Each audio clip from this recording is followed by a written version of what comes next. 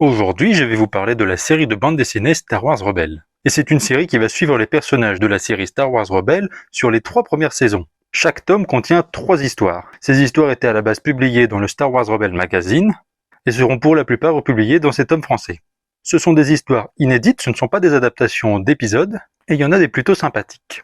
Elle nous instaure des nouveaux personnages qui reviendront de temps en temps. On a des histoires très originales, un empoisonnement de Tarkinville, un citoyen se faisant passer pour un Jedi qui sera même traqué par le Grand Inquisiteur, qui le prendra même pour l'apprenti de Kanan Jarrus. On a une histoire où Ezra Bridger tue Garazeb Orrelios, une histoire où Sabine et Zeb sont attaqués par un dragon à 2 têtes, la destruction d'une usine de Cortosis, Garazeb Orrelios contre des Gundark et Chopper contre un droïde des cases amélioré dans une arène de combat. Il y a quand même pas mal d'histoires originales. Ça reviendra souvent sur la formation Jedi d'Ezra Bridger.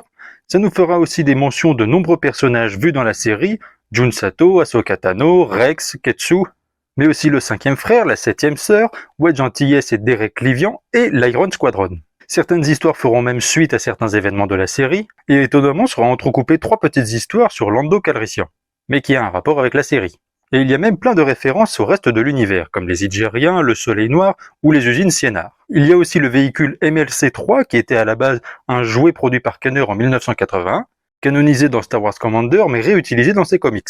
Il y aura aussi 2 références à KOTOR, l'une d'elles sur un droïde ayant le même modèle que T1LB, un personnage de la série de comics KOTOR, ou justement avec Lando, une histoire dans laquelle on retrouvera un droïde GE3.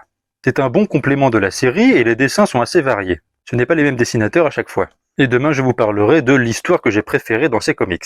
Voilà, si cette vidéo vous a plu, n'hésitez pas à vous abonner à ma chaîne YouTube Curlon et que la force soit avec vous.